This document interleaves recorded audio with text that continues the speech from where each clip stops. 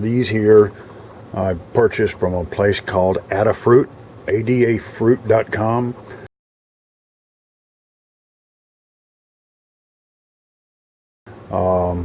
Little chick owns the place, man, and they sell pretty cool products. A lot of Androino stuff and buttons and switches and everything.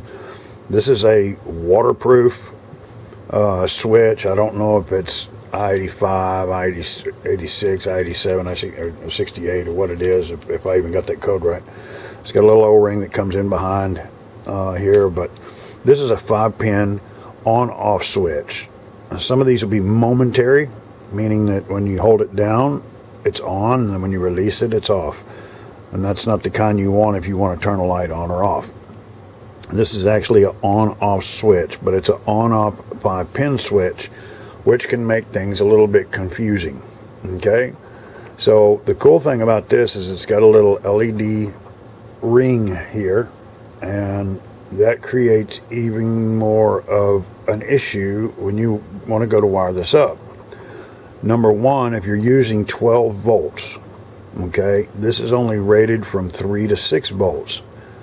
And so because of that, you have to put in a resistor to drop the voltage.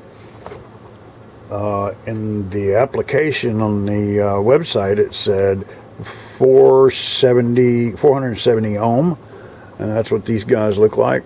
Don't tell me how to calculate these. I don't know. I'm not that savvy in this stuff. I just know enough to get in trouble and make things catch on fire. But this is what they sent me for, I think, 99 cents. I think there was like 12 or 13 or something. So I'm going to go across how to hook this up to 12 volt, how to make the ring light work all the time, when it's on, when it's off, and how to install this resistor so you can drop the voltage to the proper voltage amount. So the first thing you want to do is figure out what all these pins do, and it's pretty simple.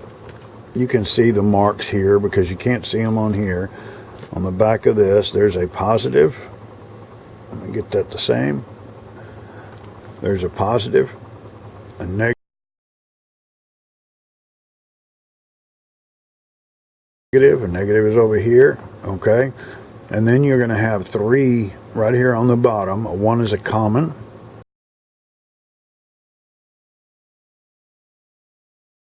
I'll explain all this here in a minute. And then one is a normally open.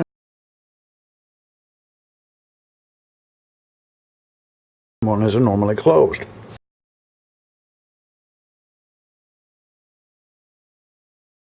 So when you hook this thing up, the first thing you would think is that I need to hook my positive and negative up to my battery source, and that's not the case.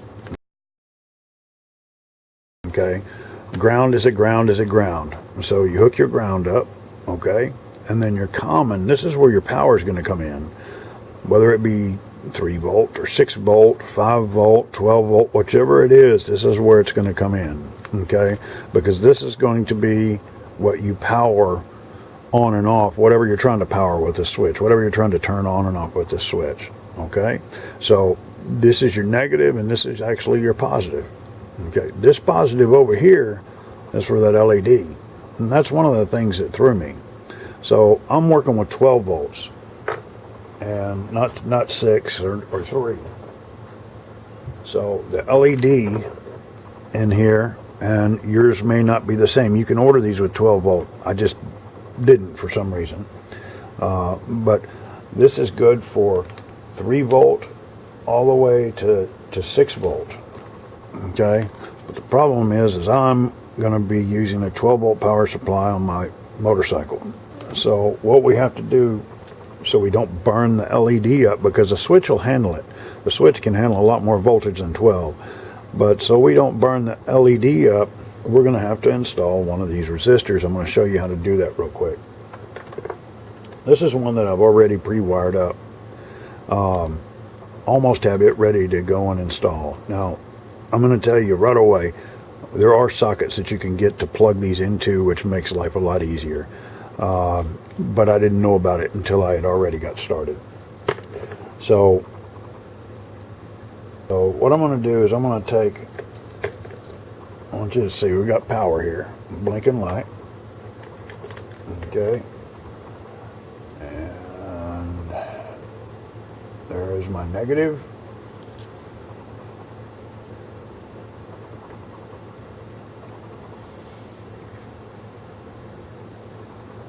And this is the common. Okay. So right now the switch is actually putting power through. I'm going to get 12 volts. Make sure you can see this here. Okay. So ground is a ground is a ground. I'll put that ground there. Okay. So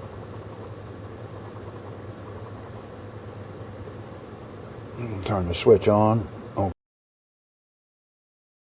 Okay. There's my 13. Then when I push the button again, it goes off.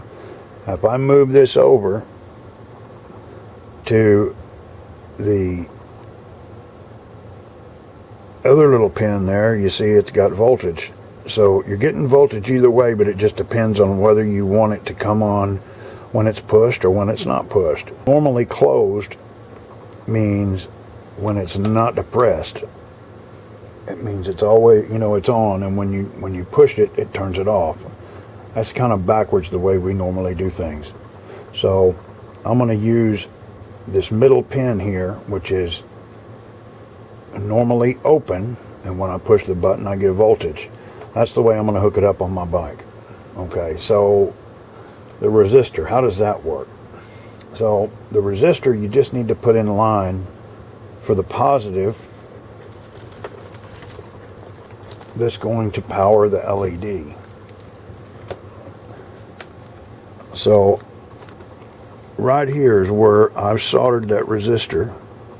Okay, and I think the symbol is something like that there. Okay.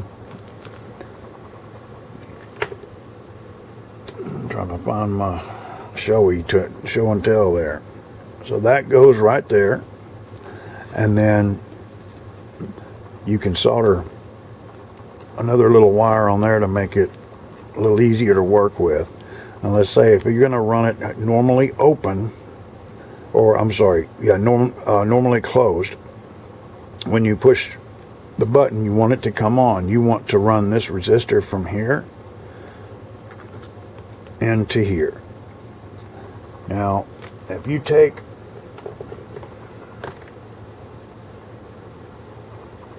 and this is what threw me when I was playing around with this stuff. So if you figure it's a resistor, it should resist, and it should resist all the time. That's not the case. Grab my positive lead here. So there's my 13 with my power supply. Now if I go up here with the resistor, what do you think is going to happen? Still 13.86. So the only time this thing's going to work is when there's a load on it. I did not understand that. So when you're powering the LED or whatever the case may be, then it will do its job the way it's supposed to and cut some of the power out for you. I'm going to attempt to show you how that works here. Okay, so now we've got this hooked back up. Negative going to negative, positive going to common. Okay, and let me turn the switch on. And there's my 13.86 volts or 12 volts.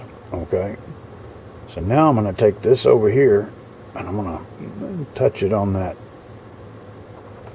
See how the light comes on? Or can you with my hand in the way? Okay, so right down here I'm going to get behind that resistor and see how it comes out to 6.8. So it's got to have a load on it to make it work. Don't ask me how. That's the way you need to wire it up though. So simple recap. That's your negative. This is the power from the battery. Your resistor goes here. This is going to supply power to whatever you want to turn on. Let's say it's a light, okay? And so your light's here. It's got a positive and a negative, or a positive and a ground, and ground is a ground is a ground. So that can go back to the chassis. And that's the way that daggum thing works. So I hope that wasn't too damn confusing.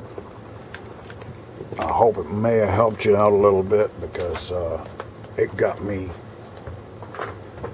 scratching my head. Now, a couple other things I'm going to show you too. I almost got killed here on a motorcycle 2 or 3 times in a row by rear-end collisions. And I'm going to make the back of my motorcycle bust into flames basically when I pull my brake lever.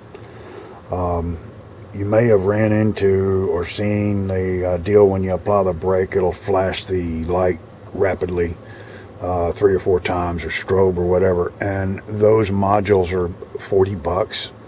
You can buy this one from Super Bright LED for I think it's less than 10, and I've got one on my bike and it works fantastic. I'm also installing here in just a little while, as soon as I can get through doing this, I'm going to install this on the back of my bike. It's going to be hooked to my brakes, and this is 2 of 6 that I'll be putting in it. So every time I apply my brakes, get that turned over again.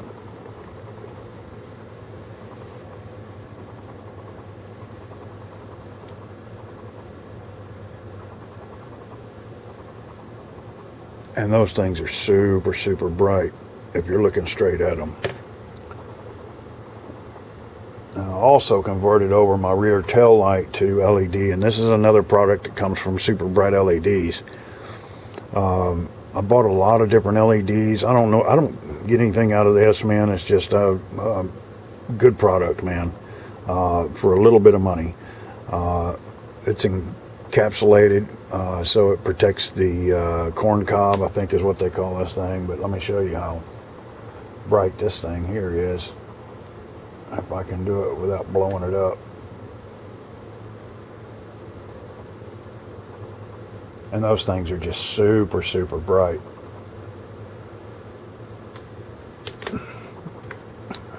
I think you can get this here all less than $10. Put it on your motorcycle. And one thing I've noticed when I was riding here the last couple of days, if I'm on the freeway and somebody's coming up behind me pretty quick, I can tap my front brake, and that rapid flashing makes them stand down, makes them back up, or slow down, you know, and approach with a little bit more caution. Anyway, I hope some of this stuff helps you out. I know it was a booger for me. If you got any questions, send me a message. I'll do my best to help you out, because I'm going to continue to play around with this stuff and learn electronics a little bit more and more every day.